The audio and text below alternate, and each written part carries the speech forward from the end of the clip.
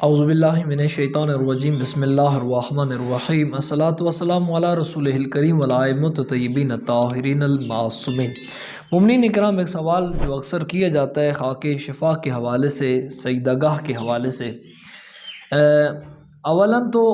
جو سجدے کا مقام ہے وہ بڑا بلند ہے، اور بالخصوص پھر خاک پر، اور خاک میں سے پھر خاک کربلا پر سجدہ کرنا یہ بہت بڑی فضیلت رکھتا ہے۔ تو اسی حوالے سے پھر چند سوالات بھی اٹھتے ہیں اکثر کہ سجدہ گاہ کے اوپر آپ نے دیکھا ہوگا کہ ذریعہ مبارک کی وہ ڈیزائن بنا ہوتا ہے، یعنی امام حسین علیہ السلام کے ذریعے کا ڈیزائن بنا ہو، یا اسی طرح کوئی اوپر ذریعہ وغیرہ کا ڈیزائن بنا ہوتا ہے، تصویر بنی ہوتی ہے، تو پھر کیا اس کے اوپر سجدہ کرنا جائز ہے؟ ایک سوال یہ کی جاتا ہے۔ دوسرا سوال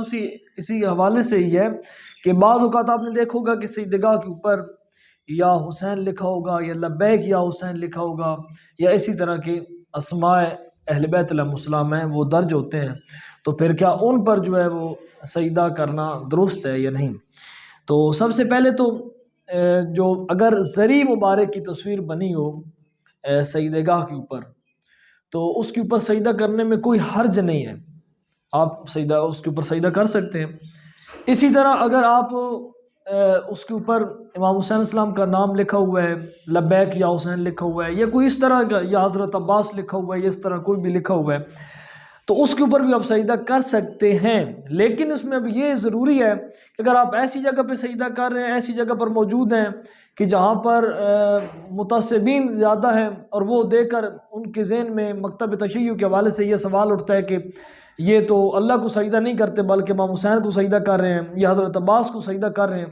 تو پھر بہتر یہ ہے کہ جو اس سجدہ گاہ کی دوسری سائیڈ ہو صاف، اس پر آپ سجدہ کریں۔ یا اگر بعض اوقات سجدہ گاہ کے اوپر اتنا گہرا لکھا ہوتا ہے اسماء کہ اس میں درمیان میں پھر تھوڑے تھوڑے گیپ آ جاتے ہیں، تو جو سجدے کا مقام ہے، پیشانی ہے، وہ تقریباً 1 درہم تک جو تقریباً سائز ہے، وہ اس کے اوپر اس طرح لگنی چاہیے، یہ نہیں کہ اس میں زیادہ وقفے نہ آ جائیں، تو اس کے اوپر سجدہ گاہ کے اوپر وہ اس کو لگانا چاہیے پیشانی کو۔ تو اس میں ویسے اگر وہ معمولی سا لکھا ہوا ہے، وہ بالکل ساتھ ہی اس اگر وہ سجدہ کریں تو بالکل پیشانی مکمل اس کے اوپر آ جاتی ہے، سجدہ گاہ کے اوپر کوئی اس میں گیپ وغیرہ نہیں رہتا، تو پھر اس میں کوئی حرج نہیں ہے۔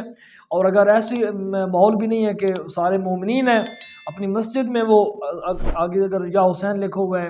یا حضرت عباس لکھا ہوا ہے، تو آپ کی نیت تو یہ نہیں ہے کہ میں حضرت امام حسین کو سجدہ کر رہا ہوں یا حضرت عباس کو سجدہ کر رہا ہوں، تو آپ خالصتاً اپنے پروردگار کے سامنے